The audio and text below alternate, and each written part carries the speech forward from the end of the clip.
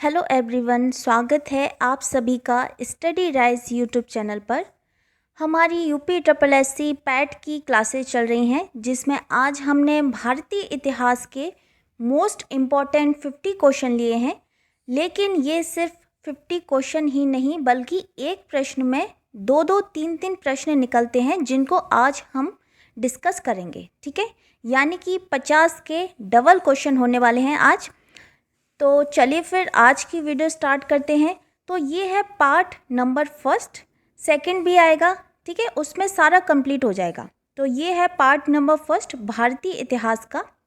और जो बच्चे चैनल पे पहली बार आए हैं तो चैनल को ज़रूर सब्सक्राइब करें और बेल आइकन को भी प्रेस कर लें, जिससे कि वीडियो की नोटिफिकेशन आपके पास सबसे पहले पहुंच जाए। और इसके अलावा हमारी पीजीटी सोशोलॉजी और पीजीटी पॉलिटिकल साइंस की भी क्लासेस चल रही हैं। जो भी बच्चा इनकी तैयारी कर रहा है तो हमारे यूट्यूब चैनल से ज़रूर जुड़ें और अपनी तैयारी को एक बेहतर दिशा प्रदान करें। ठीक है, और इसके अलावा आप एक बार प्लेलिस्ट ज़रूर चेक करें, जिसमें यूपी ट्रिपल एससी पैट की जो भी बच्चे तैयारी कर रहे हैं तो वहाँ से अपनी तैयारी स्टार्ट कर सकते हैं। प्लेलिस्ट सभी की बनी है, चाहे वो पीजीटी सोशोलॉजी हो या फिर टीजीटी पीजीटी पॉलिटिकल साइंस हो या फिर यूपी ट्रिपल एससी पैट हो। प्लेलिस्ट सभी की बनी हुई है, तो एक बार आप वहां जाके ज़रूर विज़िट करें और अपनी तैयारी स्टार्ट करें। तो चलिए, ये है भारतीय इतिहास का part number first, video start करते हैं। तो इसमें हमारा देखिए पहला क्वेश्चन है,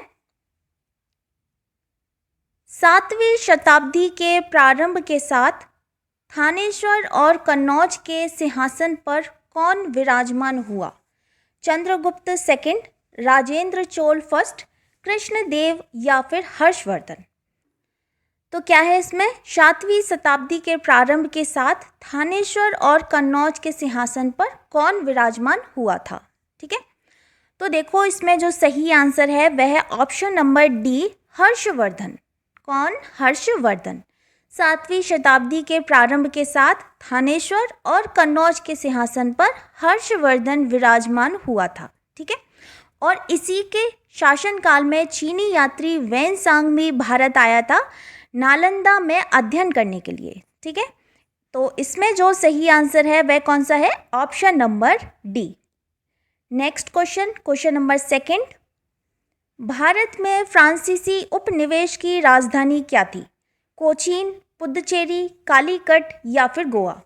तो अगर हम भारत में फ्रांसीसी उपनिवेश की बात करते हैं तो इसकी राजधानी क्या रही? तो ये रही ऑप्शन नंबर बी, पुडुचेरी। कौन सी रही है? Option number B, Puducherry. ठीक है, भारत में फ्रांसीसी उपनिवेश की राजधानी पुडुचेरी थी। भारत में आने वाले जो अंतिम व्यापारी थे ना, वे फ्रांसीसी ही थे। फ्रांसीसी ईस्ट इंडिया कंपनी की स्थापना ये हुई 1664 ईस्वी और ये की थी लुई 16वें के शासनकाल में की गई थी।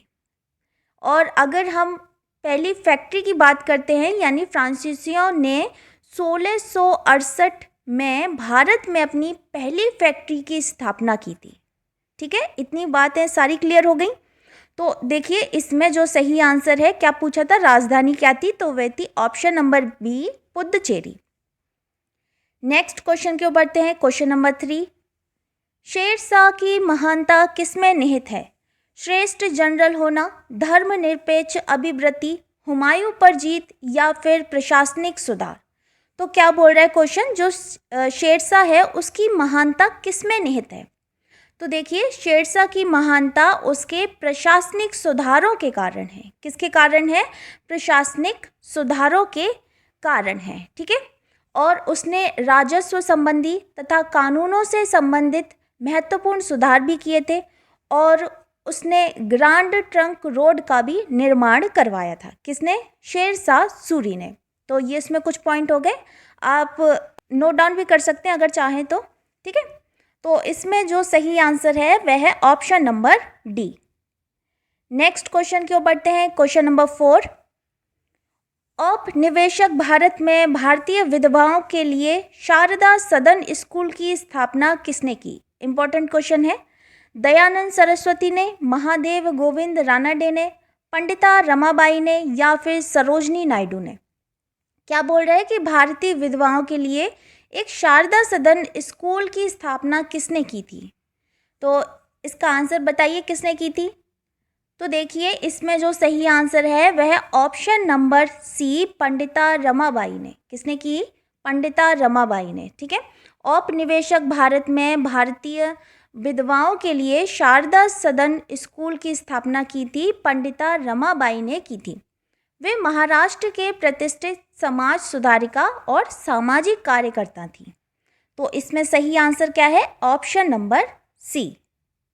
नेक्स्ट क्वेश्चन, क्वेश्चन नंबर 5, किस दिल्ली सुल्तान ने कठोर नीति अपनाई? अलाउद्दीन खिलजी, बलबन, इल्तुतमिश या फिर गयासुद्दीन तुगलक? तो क्वेश्चन नंबर 5 क्या बोल रहा है कि किस दिल्ली सुल्तान ने कठोर नीति अपनाई? तो ये अपनाई थी ऑप्शन नंबर बी, बलबन ने। किसने अपनाई थी? ऑप्शन नंबर बी, बलबन ने अपनाई थी। तो देखो दिल्ली के सुल्तान बलबन ने कठोर नीति अपनाई थी। उसने अपने विरोधियों को दबाने के लिए एक नीति अपनाई थी जिसको हम बोलते हैं लौह एवं रक्त की नीति। ठीक है, लौह एवं रक्त की नीति अपनाई थी। उसने अपने दरबार में सिजदा एवं पावोस जैसी परंपराएं भी आरंभ की थी। ठीक है, नाम सुना है, सिजदा एवं पावोस जैसी परंपराएं आरंभ की थी तथा सुल्तान की पद प्रतिष्ठा को भी स्थापित किया था। ठीक है, तो इसमें जो सही आंसर है वह कौन सा है? Option number B. Next question, question number 6, 563 ईस्वी पूर्व में महात्मा गांधी का जन्म कहाँ हुआ था? वैशाली में हुआ था, पाटलिपुत्र में हुआ था, लुम्बिनी में हुआ था या फिर कपिलवस्तु में हुआ था? तो क्वेश्चन है 563 ईसा पूर्व में महात्मा गांधी का जन्म कहाँ हुआ था? तो बताइए इसका सही आंसर क्या होगा? तो इसमें जो सही आंसर है वह है ऑप्शन नंबर सी, लुम्बिनी में। ठीक है, 563 ईसा पूर्व में महात्मा बुद्ध का जन्म लुम्बिनी नामक स्थान पर हुआ था। और यह लुम्बिनी है कहाँ? तो यह है नेपाल के जो तराई क्षेत्र है वहाँ पर स्थित है। महात्मा बुद्ध ने बौद्ध धर्म का प्रणयन किया था और उनकी मृत्यु कहाँ हुई थी? कुशीनारा या फिर कुशीनगर में हुई थी। तो इसमें जो सही आंसर है वह है option number C. Next question, question number 7, Siraj e Hind के नाम से विख्यात जौनपुर नगर की स्थापना किसने की थी? फिरोज शाह तुगलक ने की, मोहम्मद बिन तुगलक ने की, गयासुद्दीन तुगलक ने की या फिर सिकंदर लोदी ने की? तो सिराज ए हिंद नाम से व्याख्यात है जौनपुर नगर की स्थापना किसने की है?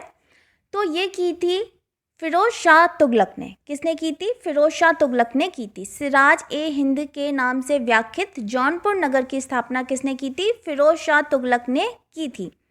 उसने इस नगर की स्थापना अपने भाई जिसका नाम था जौना खां या फिर जूना खां, ठीक है, उसकी याद में की थी।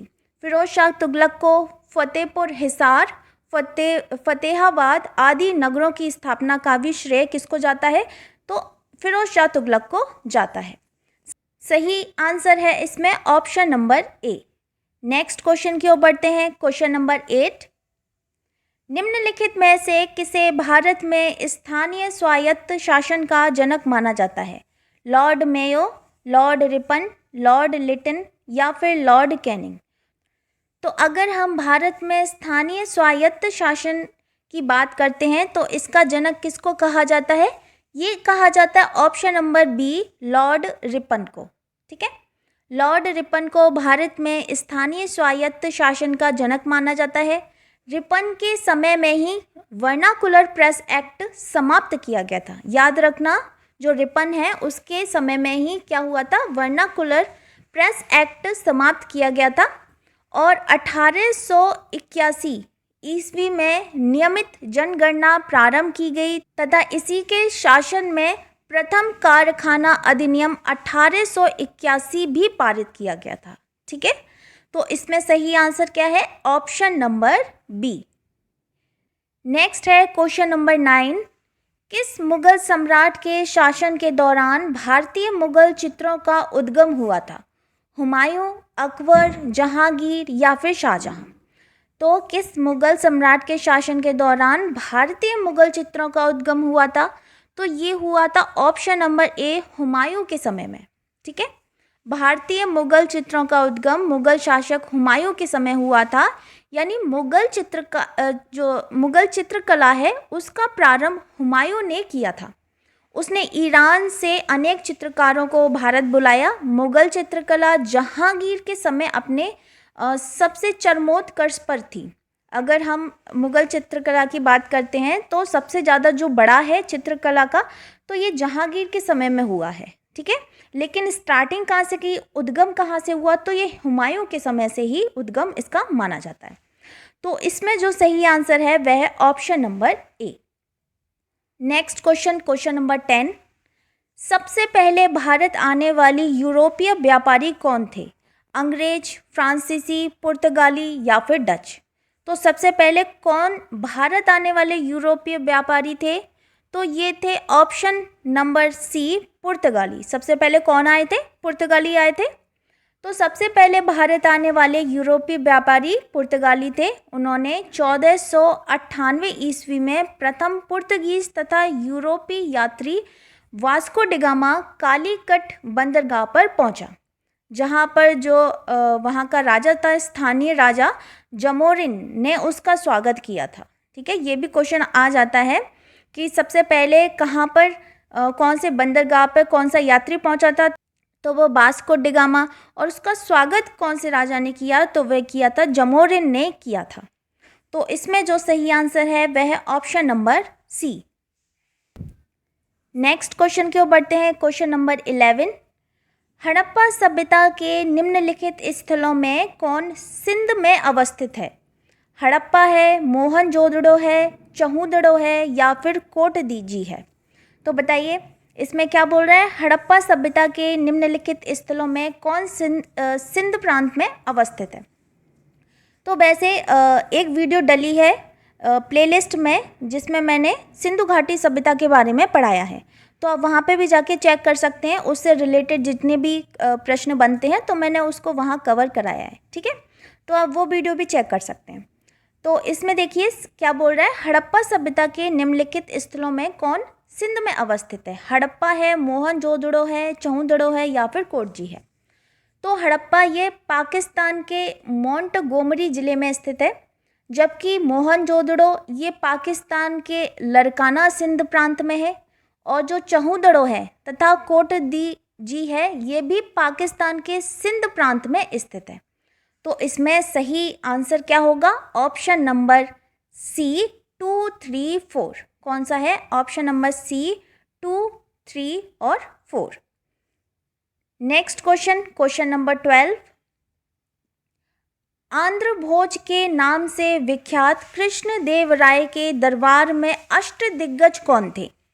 8 मंत्री थे, 8 तेलुगु कवि थे, 8 सेनापति थे या फिर इनमें से कोई नहीं? तो आंध्र भोज के नाम से विख्यात हैं कृष्णदेव राय। उनके दरबार में जो अष्टदिग्गज थे वह कौन थे? वह थे 8 तेलुगु कवि। ठीक है, अष्टदिग्गज किनके नाम से बुलाए जाते हैं, यानी अष्टदिग्गज कौन थे? तो ये थे 8 तेलुगु कवि थे। कृष्णदेव राय ये विजयनगर के सबसे महान शासक थे और उन्होंने अमुक्त माल्यद नामक ग्रंथ की भी रचना की थी। ठीक है, तेलुगु भाषा में की थी। तो इसमें जो सही आंसर है वह है option number B. Next question, question number 13। Servants of India society की स्थापना किसने की थी? ये जितने भी प्रश्न हैं बहुत ही ज़्यादा मोस्ट इम्पॉर्टेंट हैं, इनको रट लेना, याद कर लेना कैसे भी, बहुत ज़्यादा इम्पोर्टेंट प्रश्न है। ठीक है, तो देखिए इसमें क्या है, question number 13। Servants of India society की स्थापना किसने की थी? जस्टिस रानाडे ने, मदन मोहन मालवीय ने, सरोजनी नायडू ने या फिर गोपाल कृष्ण गोखले ने? तो सर्वेंट्स ऑफ इंडिया सोसाइटी की स्थापना किसने की? तो ये सभी को पता है, गोपाल कृष्ण गोखले ने। ठीक है, किसने की थी? गोपाल कृष्ण गोखले ने 1905 में की थी। और कहाँ की थी? बम्बई में की थी। यह सोसाइटी ऐसी व्यक्तियों का संगठन था जो अपनी जो मातृभूमि है वह किसी न किसी रूप में सेवा करने को समर्पित है। मातृभूमि की किसी न किसी रूप में सेवा करने को समर्पित है। तो इसमें जो सही आंसर है वह है option number D. Next question, question number 14 है ना। योग दर्शन के संस्थापक थे, कपिल मुनि थे, पतंजलि थे, जैमिनी थे या फिर उलुक कणाद थे। तो योग दर्शन के संस्थापक कौन थे? बहुत ईजी है, आपने बता भी दिया होगा, है ना। तो योग दर्शन के संस्थापक ये थे ऑप्शन नंबर बी, पतंजलि। कौन थे? पतंजलि थे। जो कपिल मुनि है यह सांख्य दर्शन के संस्थापक थे और जैमिनी ने पूर्व मीमांसा तथा कणाद ने वैशेषिक दर्शन का प्रतिपादन किया था। तो इसमें जो सही आंसर है वह क्या हो जाएगा? Option number B. नेक्स्ट है क्वेश्चन नंबर 15। ब्रिटिश साम्राज्य के अधीन नियुक्त भारत का प्रथम वायसराय कौन था? लॉर्ड डलहौजी था, जॉन लॉरेंस था, वॉरेन हेस्टिंग था या फिर लॉर्ड कैनिंग था। तो कौन था? तो ब्रिटिश सम्राट के अधीन नियुक्त भारत का जो प्रथम वायसराय था वह था लॉर्ड कैनिंग। कौन था? लॉर्ड कैनिंग था। उसने 1857 ईस्वी के विद्रोह के बाद भारत में ब्रिटिश साम्राज्य का सीधा नियंत्रण स्थापित किया था। तो इसमें सही आंसर क्या है? Option number D. 15 का सही आंसर क्या है? Option D, Lord Canning. Next question की ओर बढ़ते हैं। नेक्स्ट है क्वेश्चन नंबर 16। किस हड़प्पा कालीन पुरास्थल से जुते हुए खेत के साक्ष्य प्राप्त हुए हैं? रोपड़ से, कालीबंगा से, हड़प्पा से या फिर लोथल से। तो क्या बोल रहा है? किस हड़प्पा कालीन पुरास्थल से जो जुते हुए खेत हैं वह प्राप्त किए गए हैं? तो ये किए गए हैं कालीबंगा से। ठीक है, कालीबंगा नामक हड़प्पा कालीन पुरास्थल से जुते हुए खेत के साक्ष्य मिले हैं। इन खेतों में संभवतः एक साथ 2 फसलों को उगाया जाता था। ठीक है, सही आंसर क्या है इसमें? Option number B. नेक्स्ट है क्वेश्चन नंबर 17। तूतीय हिंद के नाम से विख्यात अमीर खुसरो का जन्म कहाँ हुआ था? पाटलिपुत्र में हुआ था, पटियाली में हुआ था, पटियाला में हुआ था या फिर इनमें से कोई नहीं। तो अमीर खुसरो का जन्म कहाँ हुआ था? बताइए। तूतीय हिंद के नाम से विख्यात अमीर खुसरो का जन्म ये हुआ था पटियाली में। कहाँ हुआ था? पटियाली में हुआ था। अब यह स्थान उत्तर प्रदेश के जो कासगंज जिला है वहाँ पर अवस्थित है। ठीक है, अमीर खुसरो को सितार एवं तबले का आविष्कार भी माना जाता है। याद रखना, अमीर खुसरो को सितार एवं तबले का आविष्कार भी माना जाता है और यह एक ऐसा व्यक्ति है जिसने दिल्ली के 8 सुल्तानों का कार्यकाल देखा तथा अनेक पुस्तकों की रचना भी की है। तो इसमें जो सही आंसर है वह है option number B. Next question की ओर बढ़ते हैं। क्वेश्चन नंबर है 18। 1857 ईस्वी के किस क्रांतिकारी का नाम रामचंद्र पांडुरंग था? नाना साहेब का, तात्या टोपे का, कुंवर सिंह का या फिर मंगल पांडे का। तो 1857 की हम बात करते हैं। तो 1857 ईस्वी के क्रांतिकारी जो तात्या टोपे हैं, तात्या टोपे, ठीक है, उनका वास्तविक नाम क्या था? ये था रामचंद्र पांडुरंग। क्या नाम था? रामचंद्र पांडुरंग था। ठीक है, वे नाना साहब के सहयोगी थे। तात्या टोपे को सिंधिया के सामंत मान सिंह ने अप्रैल 1859 में धोखे से अंग्रेजों को सौंप दिया और इन्हें ग्वालियर में फांसी दे दी गई थी। ठीक है, सही आंसर क्या है इसमें? Option number B. Next question की ओर बढ़ते हैं। Question number 19। लाहौर षड्यंत्र कांड में भगत सिंह, राजगुरु तथा सुखदेव को कब फांसी दी गई? 23 मार्च 1931, 23 मार्च 1932, 23 मार्च 1933 या फिर 23 मार्च 1934। तो क्या बोल रहा है कि जो लाहौर षड्यंत्र हुआ था उसमें भगत सिंह, राजगुरु और सुखदेव को कब फांसी दी गई? तो अगर नहीं याद है तो फिर याद कर लो। ये था 23 मार्च 1931। ठीक है, 23 मार्च 1931। तो लाहौर षड्यंत्र कांड में भगत सिंह, राजगुरु तथा सुखदेव को 23 मार्च 1931 को फांसी दे दी गई थी। लाहौर षड्यंत्र केस और सैंडर्स की हत्या तथा क्रांतिकारियों द्वारा किए गए अन्य अपराधों के लिए 10 जुलाई 1929 को शुरू हुआ था और यह मुकदमा फिर लाहौर सेंट्रल जेल में स्पेशल मजिस्ट्रेट राय साहब पंडित श्री कृष्ण की कोर्ट में चला था। तो ये इसकी कुछ थोड़ी सी जानकारी है, तो इसको आप देखना, ठीक है। तो इसमें देखिए सही आंसर क्या है, option number A. Next question, question number 20, Mohenjodaro की सबसे बड़ी इमारत कौन सी है? विशाल स्नानागार, विशाल अन्नागार, सभा भवन या फिर आयताकार भवन? तो ये सिंधु घाटी सभ्यता से एक क्वेश्चन तो जरूर आएगा, 100% आएगा, ठीक है। इसको ध्यान से अपने याद कर लेना। तो क्या बोल रहा है ये, मोहनजोदड़ो की सबसे बड़ी इमारत कौन सी है? तो ये है ऑप्शन नंबर बी, विशाल अन्नागार। क्या है? विशाल अन्नागार। सिंधु सभ्यता के नगर जो मोहनजोदड़ो है उसकी सबसे बड़ी इमारत है अन्नागार, ठीक है। इसके अतिरिक्त यहाँ से विशाल स्नानागार भी मिले हैं, कपास का टुकड़ा, कांसे की नृत्य करती हुई मूर्ति, ये सभी इसमें साक्ष्य प्राप्त हुए हैं। तो इसमें 20 का जो सही आंसर है वह है option number B. Next question की ओर बढ़ते हैं, क्वेश्चन नंबर 21। 20 क्वेश्चन कंप्लीट कर लिए, नेक्स्ट है 21, ठीक है। भारत में अफगान शासकों के शासन का निम्नलिखित में से कौन सा एक सही कालानुक्रम है? तो देखिए इसमें जो अफगान शासक आए थे उसके शासन का इसमें से कौन सा सही काल दिया है, कालानुक्रम दिया है, ठीक है। ऑप्शन ए है, देखो, बहलोल लोदी, इब्राहिम लोदी, सिकंदर लोदी, सिकंदर लोदी, बहलोल लोदी, इब्राहिम लोदी, बहलोल लोदी, सिकंदर लोदी, इब्राहिम लोदी, या फिर ऑप्शन डी, सिकंदर लोदी, इब्राहिम लोदी, या फिर बहलोल लोदी। तो बताइए इसका 21 का सही आंसर क्या होगा? तो देखो इसमें जो सही आंसर है, सबसे पहले आया था बहलोल लोदी। कौन आया था? बहलोल लोदी आया था 1451 से 1489, 1451 से 1489। फिर उसके बाद आया है सिकंदर लोदी, तो ये आया है 1489 से 1517 ईस्वी। और देन उसके बाद आया है इब्राहिम लोदी, तो ये आया है 1517 से 1526 ईस्वी। तो इसमें सही कालानुक्रम कौन सा हो जाएगा? पहले आया बहलोल लोदी, फिर आया सिकंदर लोदी और फिर आया इब्राहिम लोदी। तो सही आंसर है इसमें option number C. Next question, question number 22। 1857 ईस्वी के विद्रोह के संदर्भ में निम्नलिखित में से कौन सा युग्म सही सुमेलित नहीं है?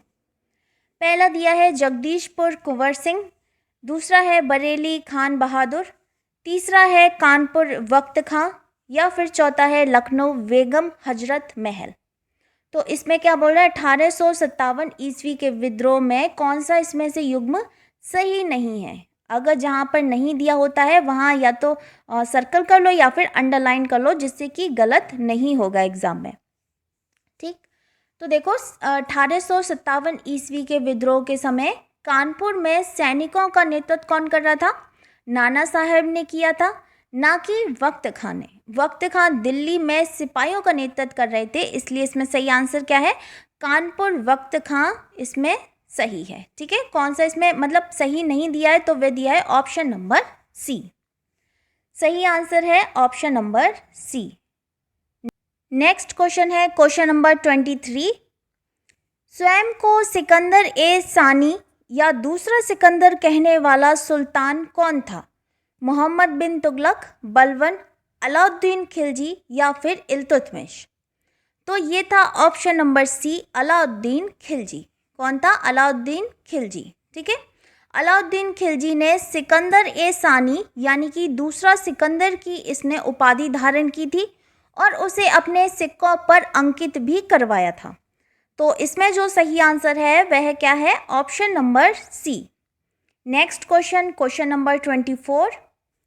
हड़प्पा सभ्यता किस युग से संबंधित थी? लोह युग से, नवपाषाण युग से, कांस्य युग से या फिर पुरापाषाण युग से? तो अगर हम हड़प्पा सभ्यता की बात करते हैं तो ये किस युग से संबंधित थी? तो ये थी ऑप्शन नंबर सी, कांस्य युग से। ठीक है, कांस्य युग से संबंधित थी। इस काल के लोगों को तांबे में टिन मिलाकर कांस्य बनाने की विधि का ज्ञात हो गया था, इसलिए इसको क्या बोलते हैं? कांस्य युग की सभ्यता। तो इसमें जो सही आंसर है वह है option number C. Next question है question number 25। East India Company से ब्रिटिश क्राउन को भारत की सत्ता का हस्तांतरण कब किया गया? 1860 में, 1859 में, 1858 में या फिर 1857 में? तो देखो क्या है, ईस्ट इंडिया कंपनी से ब्रिटिश क्राउन को भारत की सत्ता का हस्तांतरण कब किया गया? तो ये किया गया था 1858 ईस्वी में। कब किया गया? 1858 ईस्वी में। 1857 में क्रांति हुई थी। ठीक है, तब उस समय सत्ता किसके हाथ में थी? तो ये थी ईस्ट इंडिया कंपनी के हाथ में। जब 1857 की क्रांति हुई, फिर उसके बाद सत्ता किसके हाथ में चली गई? तो ये ब्रिटिश क्राउन के हाथ में चली गई। ठीक है, सही आंसर क्या है इसमें? Option number C. Next question, question number 26। निम्नलिखित में से कौन सा या से कर फिरोज शाह तुगलक द्वारा लगाए गए थे? यानी कि जो टैक्स हैं वह फिरोज शाह तुगलक द्वारा लगाए गए थे, तो वो कौन कौन से टैक्स हैं? खराज एवं खुम्स, जजिया एवं जकात, शर्व, सिंचाई कर या फिर ये सभी? तो इसमें कौन कौन से टैक्स लगाए गए फिरोज शाह तुगलक द्वारा? तो ये लगाए गए थे, देखो, फिरोज शाह तुगलक ने जजिया कर, जकात कर, खराज कर तथा खुम्स कर लगाए गए थे। उसने एक अतिरिक्त सिंचाई कर, जिसको बोलते हैं हक ए शर्ब, भी लगाया था। अतः इसमें सही आंसर क्या होगा? ऑप्शन नंबर डी, ये सभी। ये जितने भी कर हैं ये सभी किसके द्वारा लगाए गए? तो ये लगाए गए थे फिरोज शाह तुगलक द्वारा लगाए गए। सही आंसर इसमें option number D. Next question, question number 27। 1915 ईस्वी में महात्मा गांधी ने दक्षिण अफ्रीका से भारत लौटने के पश्चात सर्वप्रथम किस आंदोलन में भाग लिया था? चंपारण सत्याग्रह, बारदोली सत्याग्रह, खेड़ा सत्याग्रह या फिर उपयुक्त में से कोई नहीं? तो जब महात्मा गांधी दक्षिण भारत से वापस आए तो सबसे पहले जो उनका आंदोलन था वह कौन सा था? ठीक है, कौन से सत्याग्रह में उन्होंने भाग लिया था? तो ये लिया था चंपारण आंदोलन में। ठीक है, या फिर चंपारण सत्याग्रह में। तो महात्मा गांधी ने दक्षिण अफ्रीका से भारत लौटने के पश्चात सर्वप्रथम चंपारण, जो कि बिहार में है, उसमें आंदोलन में भाग लिया था। एक शख्स हैं जिसका नाम है राजकुमार शुक्ल, ने उन्हें चंपारण आने का निमंत्रण दिया था। वहीं पर तिनकटिया पद्धति इस आंदोलन का प्रमुख कारण रही थी। ठीक है, तिनकटिया पद्धति। सही आंसर है इसमें option number A. Next question, question number 28। Khajuraho में मंदिरों का निर्माण किसने करवाया था? छत्रसाल ने, परमार वंश के राजाओं ने, चंदेल वंश के राजाओं ने या फिर राजा भोज ने? क्या बोल रहा है क्वेश्चन? जो खजुराहो मंदिर है उसका निर्माण किसने करवाया था? तो देखो, खजुराहो में मंदिरों का निर्माण करवाने वाला कौन था? ये था चंदेल वंश के राजा। कौन थे? चंदेल वंश के राजाओं ने करवाया था। और इनके निर्माण में चंदेल शासकों धंग और गंड का नाम उल्लेखनीय है। ठीक है, ये मंदिर 950 ईस्वी से 1050 ईस्वी के बीच बनाए गए थे। ये है कहाँ? तो ये है मध्य प्रदेश के छतरपुर जिले में स्थित है। कहाँ पर है? मध्य प्रदेश के छतरपुर जिले में स्थित है। ये मंदिर हिंदू और जैन धर्म से संबंधित है। ठीक है, तो खजुराहो के बारे में पता चल गया पूरा। तो इसमें जो सही आंसर है वह कौन सा है? Option number C. Next question की ओर बढ़ते हैं। Next question, question number 29। दक्षिण भारत में चोल राजवंश का संस्थापक कौन था? करिकाल था, परांतक था, राजा राज था या फिर इनमें से कोई नहीं? तो दक्षिण भारत में चोल राजवंश का संस्थापक कौन था? तो ये है, इसमें जो सही आंसर है वह तो है ऑप्शन नंबर डी, लेकिन इनमें से कोई भी नहीं है। लेकिन दक्षिण भारत में चोल राजवंश का संस्थापक कौन था? तो ये था विजयालय था। कौन था संस्थापक? विजयालय। ठीक है, जिसने 848 ईस्वी में इस राजवंश की स्थापना की थी, जबकि करिकाल ये संगम वंश के समय का शासक था। जो करिकाल है वह कौन था? संगम वंश के समय का शासक था। इसमें सही आंसर क्या है? Option number D. Next question, question number 30। किस मुगल सम्राट ने पहली बार अंग्रेजों को भारत में व्यापार करने एवं कारखाना स्थापित करने की अनुमति दी थी? तो वह कौन सा राजा था? अकबर था, जहांगीर था, शाहजहां था या फिर औरंगजेब था? तो बताइए। मुगल सम्राट ये था ऑप्शन नंबर बी, जहांगीर।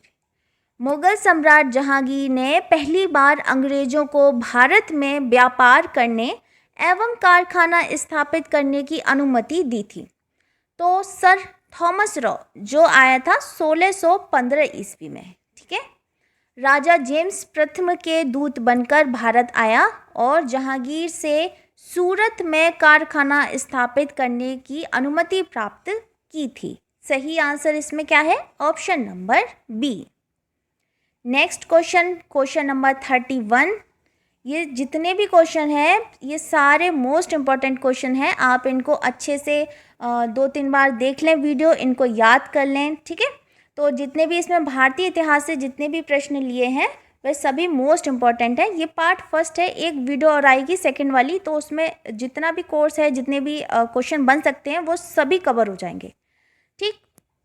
तो चलिए नेक्स्ट क्वेश्चन देखते हैं। ये है क्वेश्चन नंबर 31।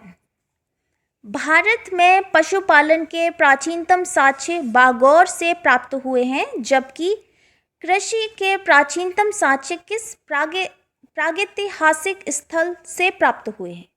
कालीबंगा से, मेहरगढ़ से, लोथल से या फिर कोटदीजी से? तो क्या बोल रहा है कि भारत में पशुपालन के जो प्राचीनतम साक्ष्य हैं वह कहाँ से? बागौर से प्राप्त हुए हैं। जबकि अगर हम कृषि की बात करते हैं तो इसके प्राचीनतम साक्ष्य कहाँ से प्राप्त हुए हैं? तो ये हुए हैं ऑप्शन नंबर बी, मेहरगढ़ से। कहाँ से हुए हैं? मेहरगढ़ से, ठीक है। मेहरगढ़ नामक प्रागैतिहासिक स्थल है, वहाँ से ये प्राप्त हुए हैं। और इसके अलावा कपास उपजाने का पहला साक्ष्य भी यहीं से प्राप्त हुआ है। कहाँ से? मेहरगढ़ से। तो 31 का सही आंसर क्या है? Option number B. Next question, question number 32। Mohammad bin Tughlaq के शासनकाल में भारत आए मोरक्को निवासी इब्न बतूता को कहाँ का काजी नियुक्त किया गया? दिल्ली का, बिहार का, पंजाब का या फिर ऑप्शन नंबर डी, सिंध का? क्या बोल रहा है? जो मोहम्मद बिन तुगलक है उसको शासनकाल में भारत आए मोरक्को निवासी इब्न बतूता को कहाँ का काजी नियुक्त किया गया? तो ये किया गया था दिल्ली का काजी नियुक्त। कहाँ का किया गया था? दिल्ली का काजी नियुक्त किया गया था, ठीक है। मोहम्मद बिन तुगलक के शासनकाल में भारत आए मोरक्को निवासी इब्न बतूता को दिल्ली का काजी नियुक्त किया गया था। वह 1333 ईस्वी में भारत आया, 14 वर्ष तक ये यहीं पर रहा। 1342 में दूत बनाकर उसे चीन भेजा गया था, परंतु वह रास्ते से ही लौट आया था। तो इसमें सही आंसर क्या है? Option number A. Next question, question number 33। 1793 ईस्वी में भू राजस्व का इस्तमरारी अथवा स्थायी बंदोबस्त किसने लागू किया? मोस्ट इंपॉर्टेंट क्वेश्चन है। क्या बोल रहे हैं? 1793 ईस्वी में भू राजस्व का इस्तमरारी तथा स्थायी बंदोबस्त किसने लागू किया? लॉर्ड क्लाइव ने, लॉर्ड कॉर्नवालिस ने, सर जॉन शॉर ने या फिर लॉर्ड बेलेजली ने? तो बताइए 33 का आंसर सही क्या होगा? सोचिए। तो देखो इसमें जो सही आंसर है वह है option number B, Lord Cornwallis, ठीक है। 1793 ईस्वी में भू राजस्व का इस्तमरारी तथा स्थायी बंदोबस्त लॉर्ड कॉर्नवालिस ने लागू किया था और इसे जमींदारी व्यवस्था भी कहते थे। यह व्यवस्था बंगाल, बिहार, उड़ीसा आदि क्षेत्रों में लागू थी। इसके तहत ब्रिटिश भारत की 19% भूमि आती थी। इसमें जो सही आंसर है वह option number B. Next question, question number 34। Muslim League ने लाहौर अधिवेशन में पाकिस्तान की स्थापना की मांग करने वाला प्रस्ताव किस वर्ष पारित किया था? वर्ष 1939 में, वर्ष 1940 में, वर्ष 1941 में या फिर वर्ष 1942 में? क्या बोल रहे हैं? मुस्लिम लीग ने लाहौर अधिवेशन में पाकिस्तान की स्थापना की मांग करने वाला प्रस्ताव किस वर्ष पारित किया था? तो देखिए इसमें सही आंसर है, ये है ऑप्शन नंबर बी, 1940 में। कब किया था? देखो ये किया था 23 मार्च 1940 में पारित किया था। मोहम्मद अली जिन्ना के नेतृत्व में इस आंदोलन में द्विराष्ट्र सिद्धांत का प्रतिपादन भी किया गया, जिसे पाकिस्तान प्रस्ताव नाम दिया गया था। सही आंसर है इसमें option number B. Next question, question number 35। Delhi में कुतुब मीनार दुनिया की सबसे ऊंची ईंट की बनी मीनार है, सभी जानते हैं। इनमें से कौन से राजा ने इसके निर्माण में योगदान नहीं दिया है? ठीक है, योगदान नहीं दिया है। फिरोज शाह तुगलक, कुतुबुद्दीन ऐबक, अलाउद्दीन खिलजी या फिर इल्तुतमिश? तो देखो कुतुब मीनार के निर्माण में जिसने योगदान नहीं दिया उसका नाम क्या है? अलाउद्दीन खिलजी। ठीक है, अलाउद्दीन खिलजी है जिसके इसके निर्माण में योगदान नहीं दिया। तो कुतुब मीनार का निर्माण किसने करवाया? ये करवाया कुतुबुद्दीन ऐबक ने। ठीक है, कुतुबुद्दीन बख्तियार काकी की याद में प्रारंभ करवाया था। किसने करवाया था? कुतुबुद्दीन ऐबक ने। किसकी याद में? कुतुबुद्दीन बख्तियार काकी की याद में। फिर इसके बाद क्या हुआ? फिर इल्तुतमिश ने इसे पूर्ण करवाया। फिर उसके बाद क्या हुआ? आसमानी बिजली गिरने के कारण इसकी जो एक मंजिल थी वह क्षतिग्रस्त हो गई। ठीक है, जिसकी मरम्मत करवाने के साथ साथ फिरोज शाह तुगलक ने क्या किया? इसकी एक और अन्य 5वीं मंजिल का निर्माण भी करवा दिया। फिर 1506 ईस्वी में सिकंदर लोदी ने इसकी दोबारा से मरम्मत करवाई थी। तो ये पूरी कहानी है कुतुब मीनार की। ठीक, तो इसमें जो सही आंसर क्या है वह है option number C. Next question की ओर बढ़ते हैं, क्वेश्चन नंबर 36। ठीक है, क्वेश्चन नंबर 36। निम्नलिखित में से किस काल के औजारों को लघु पाषाण अथवा माइक्रोलिथिक कहा जाता है? पुरापाषाण काल, मध्य पाषाण काल, नव पाषाण काल या फिर ऑप्शन नंबर डी ताम्रपाषाण काल? ठीक है, यानी कि किस काल के जो औजार हैं उनको लघु पाषाण काल अथवा माइक्रोलिथिक कहा जाता है। तो इसमें जो सही आंसर है वह है ऑप्शन नंबर बी, मध्य पाषाण काल को। जो मध्य पाषाण काल है इसके औजारों को लघु पाषाण अथवा माइक्रोलिथिक कहा जाता था, क्योंकि जो इसके उपकरण थे वह आकार में छोटे होते थे। ठीक है, इसलिए इसको क्या कहा जाता था? लघु पाषाण अथवा माइक्रोलिथिक काल कहा जाता था। तो इसमें जो सही आंसर है वह है ऑप्शन नंबर बी। नेक्स्ट है क्वेश्चन नंबर 37। निम्नलिखित में से कौन सिजदा एवं पावोस पद्धति व नौरोज त्योहार आरंभ करने के लिए जाना जाता है? कुतुबुद्दीन ऐबक, इल्तुतमिश, बलबन या फिर औरंगजेब? तो बताइए इसमें सही आंसर क्या है? ये मैंने पहले भी बताया है, शायद क्वेश्चन नंबर 4 या 5 है।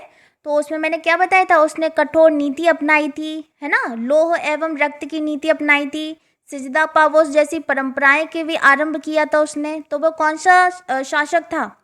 तो वह था ऑप्शन नंबर सी, बलबन। ठीक है, कौन था? Option number C, Balban.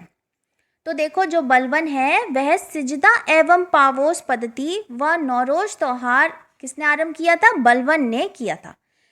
सिजदा से आशय भूमि पर पेट के बल लेटकर अभिवादन करना, है ना, यानी कि नमस्कार करना। एवं पावोस से आशय क्या है? कि जो सुल्तान है उसके पैरों को चूमना। ठीक है, तो इसको क्या बोलते हैं? सिजदा एवं पावोस पद्धति। सिजदा माने क्या है? जमीन पर पेट के बल लेट के उसको अभिवादन करना, और पावोस का अर्थ होता है सुल्तान के चरणों को चूमना। ठीक है, और जो नौरोज है ये एक तरह का फारसी नववर्ष था। तो इसमें जो सही आंसर है वह है option number C. Next question है क्वेश्चन नंबर 38। प्रथम आंग्ल मैसूर युद्ध में कौन विजयी हुआ था? हैदराबाद का निजाम, मराठा सेना, हैदर अली या फिर अंग्रेज? क्या बोल रहा है? प्रथम आंग्ल मैसूर युद्ध में कौन विजयी हुआ था? तो ये हुआ था option number C, Hyder Ali. कौन हुआ था? हैदर अली। अब देखो ये प्रथम आंग्ल मैसूर युद्ध हुआ कब था? तो ये हुआ था 1767 से 69 ईस्वी में। हैदर अली विजयी हुआ और अंग्रेजों ने पराजय स्वीकार कर हैदर अली के साथ मद्रास की संधि कर ली थी। ठीक है, इस संधि के अनुसार क्या हुआ? दोनों ने एक दूसरे के जीते हुए जो प्रदेश थे उनको वापस लौटा दिया और मैसूर की सहायता का वचन भी दिया। किसने दिया था? अंग्रेजों ने।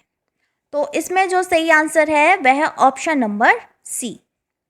Next question, question number 39। 1942 ईस्वी में भारत में क्रिप्स मिशन के आगमन के समय ब्रिटेन का प्रधानमंत्री कौन था? Stanley Baldwin, Neville Chamberlain, James Ramsay MacDonald या फिर विंस्टन चर्चिल? क्या बोल रहा है क्वेश्चन? 1942 ईस्वी में भारत में क्रिप्स मिशन आया था। ठीक है, तो उस समय का ब्रिटेन का प्रधानमंत्री कौन था? तो ये था option number D, Winston Churchill. कौन था? Option number D, Winston Churchill. तो भारत में क्रिप्स मिशन के आगमन के समय ब्रिटेन के प्रधानमंत्री विंस्टन चर्चिल थे। क्रिप्स मिशन की घोषणा विंस्टन चर्चिल ने ही की थी। यह मिशन भारत की संवैधानिक प्रगति से संबंधित था। यह मिशन आया कब था? तो यह आया था 23 मार्च 1942 में भारत पहुंचा था। ठीक है, 23 मार्च 1942 में। सही आंसर क्या है इसमें? Option number D. Next question है क्वेश्चन नंबर 40। मुस्लिम लीग ने पृथक पाकिस्तान का प्रस्ताव कब पारित किया? वर्ष 1942 में, वर्ष 1947 में, वर्ष 1940 में या फिर वर्ष 1937 में? तो अगर हम मुस्लिम लीग की बात करते हैं तो मुस्लिम लीग ने पृथक पाकिस्तान का प्रस्ताव वर्ष 1940 में 1940 के लाहौर अधिवेशन में पारित किया था। ठीक है, और इस प्रस्ताव का मसौदा सिकंदर हयात खान ने तैयार किया था। इंपॉर्टेंट है, इस प्रस्ताव का मसौदा यानी कि ड्राफ्ट किसने तैयार किया था? सिकंदर हयात खान ने तैयार किया था। सही आंसर इसमें है ऑप्शन नंबर सी। ये हो गए हमारे 40 क्वेश्चन। 10 क्वेश्चन और बचे हैं। ठीक है, बहुत ये सारे इंपॉर्टेंट क्वेश्चन हैं और आपको मज़ा भी आ रहा होगा, है ना? और जो आपको लगता है कि ये याद नहीं हो रहा या बहुत ज़्यादा महत्वपूर्ण है तो आप उसको कॉपी में नोट डाउन भी कर सकते हैं, बाद में रिवीजन काम आएगा। नहीं तो फिर आप वीडियो को 2-3 बार देख लें, सारे क्वेश्चन रट जाएंगे एकदम, बिल्कुल जवाब पे रट जाएंगे सारे क्वेश्चन, किसका आंसर क्या है। ठीक है, तो देखो अब नेक्स्ट क्वेश्चन पे चलते हैं। Question number 41। किताबुल हिंद का लेखक अल बरूनी निम्नलिखित में से किसके साथ भारत आया था? महमूद गजनवी, मोहम्मद गौरी, मोहम्मद बिन कासिम या फिर इनमें से कोई नहीं? तो बताइए, किताबुल हिंद का लेखक अल बरूनी इनमें से किसके साथ भारत आया था? तो ये आया था महमूद गजनवी के साथ। किसके साथ आया था? महमूद गजनवी के साथ आया था। तो किताबुल हिंद का लेखक अल बरूनी महमूद गजनवी के साथ 11वीं शताब्दी में भारत आया था। जो अल बरूनी है उसको फारसी, संस्कृत, हिब्रू तथा सीरियाई भाषा का ज्ञाता था। उसने किताबुल हिंद में भारतीय धर्म, जब वो भारत आया है तो भारत के बारे में ही तो लिखेगा, है ना? तो किताबुल हिंद में उसने क्या क्या लिखा है? भारतीय धर्म के बारे में लिखा है, दर्शन के बारे में लिखा है, त्यौहार कौन कौन से मनाए जाते हैं भारत में उन सब के बारे में लिखा है ना? खगोल विज्ञान, रीति रिवाज, इन सब की चर्चा किसमें की है उसने? तो ये की है अपनी पुस्तक किताबुल हिंद में की है। तो इसमें जो सही आंसर है वह है option number A. Next question है क्वेश्चन नंबर 42। 1946 ईस्वी में गठित कैबिनेट मिशन का सदस्य नहीं था? Sir Stafford Cripps, A.V. Alexander, Lord Pethick Lawrence या फिर हेराल्ड विल्सन? तो क्वेश्चन क्या बोल रहे हैं? 1946 ईस्वी में गठित कैबिनेट मिशन का सदस्य नहीं था, है ना? तो ये है option number D, Harold Wilson. कौन है? Harold Wilson. ठीक है, तो जो हेराल्ड विल्सन है यह 1946 ईस्वी में गठित कैबिनेट मिशन का सदस्य नहीं था। ये सिर्फ 3 सदस्यीय मिशन था। इसके सदस्यों में जो पैथिक लॉरेंस है ये तो अध्यक्ष था मिशन का, ठीक है। इसके अलावा अलेक्जेंडर था और स्टैफोर्ड क्रिप्स था। तो ये 3 लोगों का मिशन था। तो इस मिशन में 3 लोग थे, सर स्टैफोर्ड क्रिप्स, अलेक्जेंडर और पैथिक लॉरेंस, ठीक है। और इस मिशन का उद्देश्य क्या था कि जो भारत है उसको भावी राजनीतिक स्वरूप का ढांचा तैयार करना। तो इसमें सही आंसर क्या है? Option number D.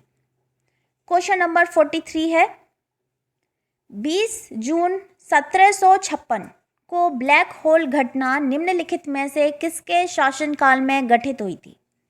Mir Jafar के, सिराजुद्दौला अली वर्दी खां के, मीर कासिम के। तो बताइए 20 जून 1756 को ब्लैक होल घटना किसके शासनकाल में घटित हुई थी?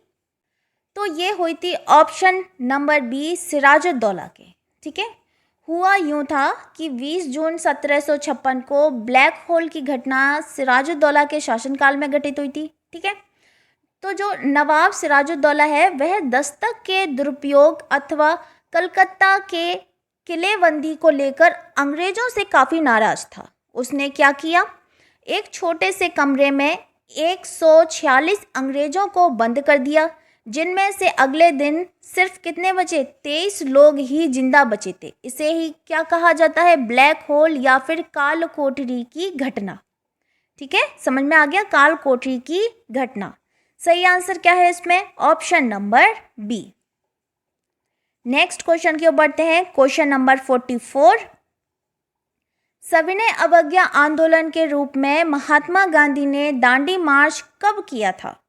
31 दिसंबर 1929 को, 26 जनवरी 1929 को, 6 अप्रैल 1929 को या फिर 12 मार्च 1930 को। तो क्या बोल रहे हैं? सविनय अवज्ञा आंदोलन के रूप में महात्मा गांधी ने दांडी मार्च कब स्टार्ट किया था, है ना? तो ये किया था 12 मार्च 1930 को। कब किया था? 12 मार्च 1930 को। तो देखो, सविनय अवज्ञा आंदोलन के रूप में महात्मा गांधी ने दांडी मार्च 12 मार्च 1930 को प्रारंभ किया था। दांडी मार्च साबरमती आश्रम से प्रारंभ किया गया था। उनके साथ 78 जो अनुयायी थे, उनके साथ गांधी ने 6 अप्रैल 1930 को दांडी तट गुजरात में पहुंचकर कानून तोड़कर नमक बनाया। देन उसके बाद सविनय अवज्ञा आंदोलन प्रारंभ किया था। सही आंसर क्या है इसमें? ऑप्शन नंबर डी, 12 मार्च 1930 को, ठीक है। 12 मार्च 1930 को। नेक्स्ट क्वेश्चन की ओर बढ़ते हैं। ये है question number 45, my experiments with truth के लेखक कौन है? अरस्तु हैं, विंस्टन चर्चिल हैं, जेम्स मॉरिस हैं या फिर महात्मा गांधी हैं? तो अगर माई एक्सपेरिमेंट विथ ट्रुथ के लेखक पूछे जाएं तो ये है option number D, Mahatma Gandhi. कौन है? Option number D, Mahatma Gandhi इसमें राइट आंसर होगा, ठीक है। नेक्स्ट क्वेश्चन की ओर बढ़ते हैं। नेक्स्ट क्वेश्चन है क्वेश्चन नंबर 46, 24वें तीर्थंकर भगवान महावीर स्वामी का जन्म कहाँ हुआ था? वैशाली में, कुंडग्राम में, लुम्बिनी में या फिर पाटलिपुत्र में? तो क्वेश्चन क्या बोल रहा है? 24वें तीर्थंकर हैं जो भगवान महावीर स्वामी, उनका जन्म कहाँ हुआ था? तो ये हुआ था ऑप्शन नंबर बी, कुंडग्राम में। 24वें तीर्थंकर भगवान महावीर स्वामी का जन्म कुंडग्राम में हुआ था। वे जैन धर्म के अंतिम तीर्थंकर थे। उन्हें जैन धर्म का वास्तविक संस्थापक भी माना जाता है। जैन धर्म के प्रथम तीर्थंकर की बात की जाए तो वे थे ऋषभदेव। कौन थे? ऋषभदेव, ठीक है। तो इसमें जो सही आंसर है वह है option number B. Next question, question number 47, Kashmir का अकबर के नाम से जाना जाता है? हैदर शाह, शमसुद्दीन शाह, सिकंदर बुतशिकन या फिर जैन उल आबदीन? तो क्या बोल रहा है? कश्मीर का अकबर के नाम से किसको जाना जाता है? तो ये जाना जाता है जैन उल आबदीन, ठीक है। उसने कश्मीर में अनेक प्रशासनिक तथा सामाजिक सुधार किए हैं, इसलिए इसको किसके नाम से जाना जाता है? कश्मीर का अकबर के नाम से जाना जाता है। सही आंसर है इसमें option number D. Next question की ओर बढ़ते हैं। ये है क्वेश्चन नंबर 48। केशव चंद्र सेन के प्रयासों से बाल विवाह प्रथा को नियंत्रित करने हेतु वर्ष 1872 के सिविल मैरिज एक्ट ने लड़कों के विवाह की न्यूनतम आयु 18 वर्ष तथा लड़कियों के विवाह की न्यूनतम आयु कितनी निर्धारित की? 14 वर्ष, 18 वर्ष, 16 वर्ष या फिर इनमें से कोई नहीं। तो देखो, केशव चंद्र सेन के प्रयासों से बाल विवाह प्रथा को नियंत्रित करने हेतु वर्ष 1872 को सिविल मैरिज एक्ट बनाया गया। इसमें लड़कों की विवाह की जो न्यूनतम आयु रखी गई थी वो तो 18 वर्ष रखी गई थी, और जो लड़कियों की विवाह की न्यूनतम आयु रखी गई वह रखी गई थी 14 वर्ष।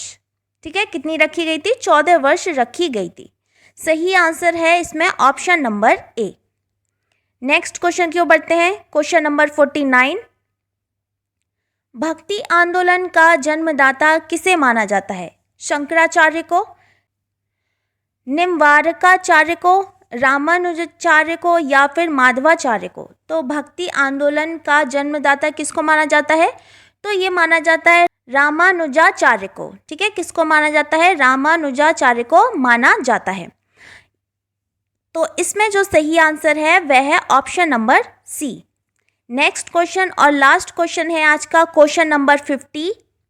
निम्नलिखित में से किसने विधवा पुनर्विवाह पर जोर दिया था?